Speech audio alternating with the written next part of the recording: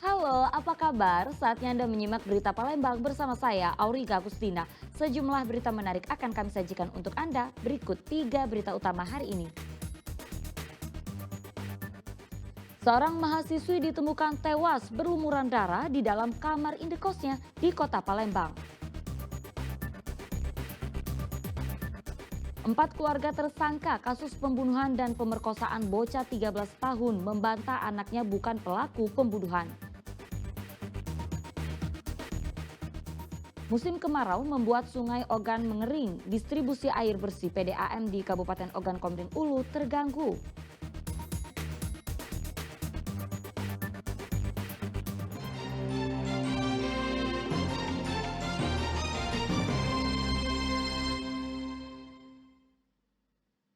Informasi pertama untuk Anda, pengendara sepeda motor berbonceng 3 dihantam sebuah mobil saat hendak menyalip di atas jembatan Musi 6 Palembang. Akibatnya pengendara sepeda motor dan 2 penumpang menderita luka parah. 2 diantaranya mengalami patah tulang.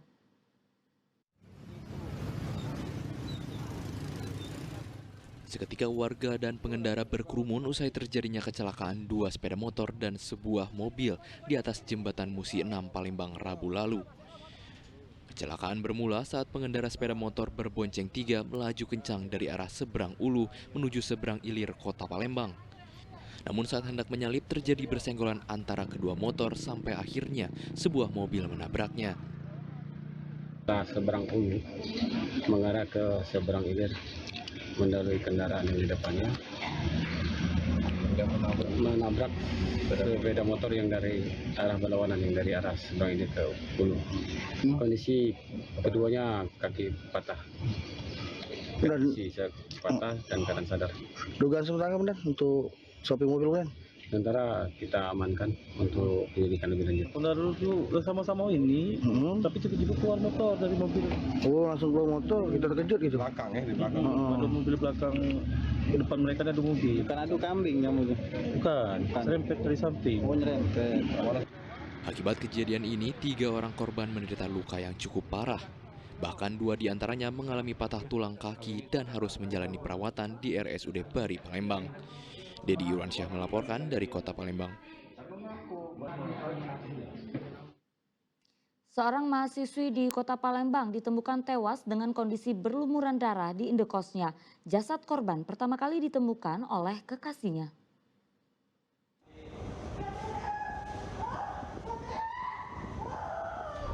Seorang mahasiswi berinisial AF 20 tahun ditemukan meninggal dunia di dalam kamar indekos di Jalan Lebak Rejo Lorong Abu Bakar, Kecamatan Kemuning, Kota Palembang pada Rabu siang. Korban pertama kali ditemukan oleh sang kekasih karena curiga korban tak bisa dihubungi melalui sambungan telepon. Pemilik kos bersama kekasih korban lantas membuka paksa pintu kamar dan menemukan korban sudah tewas tergeletak di depan kamar mandi dengan kondisi darah keluar dari hidung dan mulut. Diketahui korban baru saja beberapa hari kembali menempati kamar kosnya usai menjalani program kuliah kerja nyata KKN dari kampusnya. Kondisinya dia tuh berdarah. Berdarah? Iya, pas ditemukan ini Bu, apa namanya tuh ada cowoknya kesini kan. Tapi cowoknya tuh terkunci.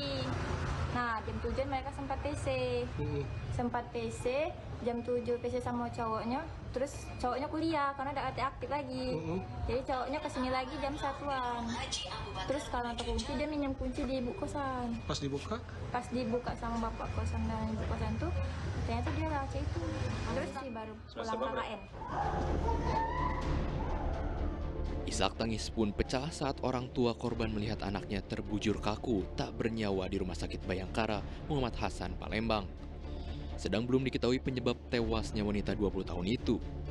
Kasus penemuan jenazah ini tengah ditangani Satreskrim Polrestabes Palembang. Muhammad Ardiansyah Putra melaporkan dari Palembang. Berita selanjutnya, pelaku spesialis bobol rumah yang kerap beraksi di wilayah Indralaya Kabupaten Ogan Ilir akhirnya ditangkap. Dalam penangkapan, pelaku berusaha kabur dari rumahnya saat mengetahui kedatangan polisi.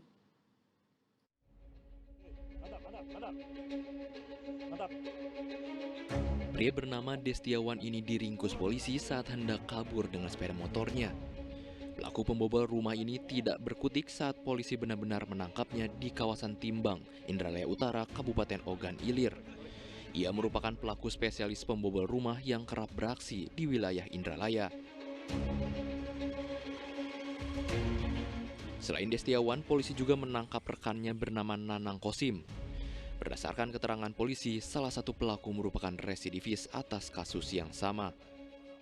Pelaku ini spesialis pembobol rumah. Oh, pernah residivis bang? Residivis pernah.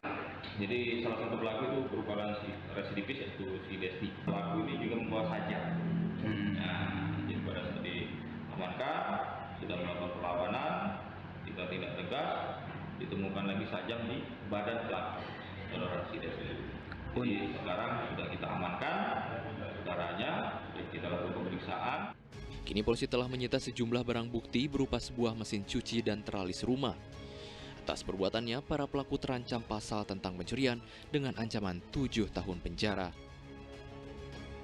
Dedi Irwansyah melaporkan dari Kabupaten Ogan Ilir.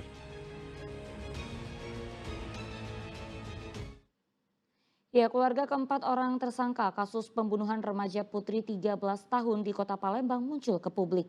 Kemunculan mereka lantaran menduga adanya kejanggalan dalam pengungkapan kasus ini. Mereka menyangkal jika anaknya terlibat dalam kasus pembunuhan dan bukanlah pelaku pembunuh sebenarnya.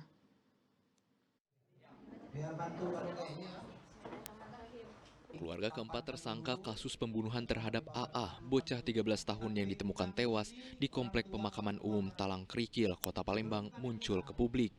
Bersama dengan kuasa hukumnya, keluarga keempat tersangka menyangkal adanya keterlibatan 4 orang anak yang telah ditetapkan polisi sebagai tersangka dalam kasus pembunuhan. Mereka membeberkan sejumlah kejanggalan dalam kasus ini, salah satunya terkait rentan waktu antara penemuan jasad korban dan waktu pertunjukan kuda kepang yang ditonton para pelaku.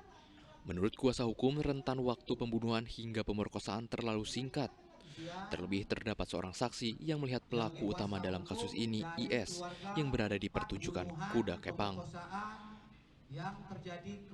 Selain itu, mereka menduga adanya tekanan yang membuat para tersangka akhirnya mengakui aksi pembunuhan tersebut. Para pelaku yang 4 orang itu, IS-17 dan kawan-kawan itu adalah bukan pelaku daripada kasus tersebut.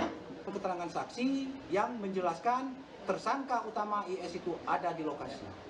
Apabila waktu pembunuhan dari tanggal jam 12 sampai jam 1 tidak akan mungkin dilakukan oleh pelaku karena tadi ada saksi juga. Apabila tadi pukul 3:04 sampai 3:20 terjadi pembunuhan juga ada saksi dan tidak memungkinkan.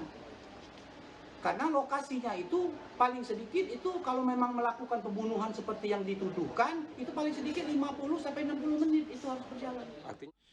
Kini pihak keluarga meminta kejaksaan untuk menghentikan kasus perkara ini lantaran dinilai menyimpang.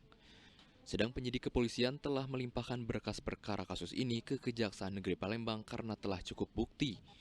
Kasus ini tengah menunggu proses di kejaksaan sebelum akhirnya disidangkan. Ardiansyah Putra melaporkan dari Kota Palembang. Pak IS, sini.